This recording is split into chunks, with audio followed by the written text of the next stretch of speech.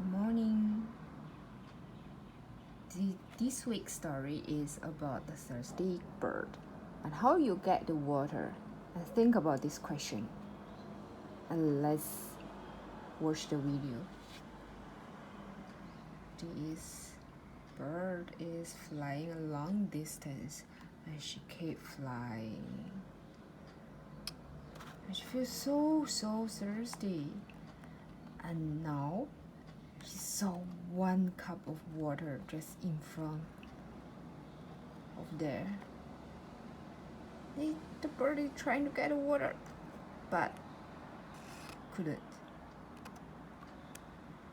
So we need to think about these ideas for the bird, how to get the waters to drink. And now I have this, the colorful stones.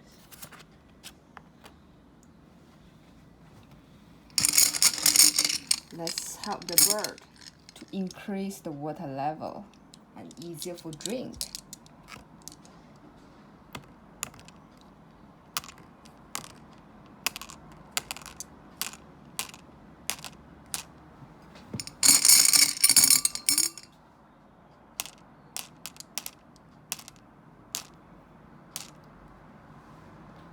Ta-da!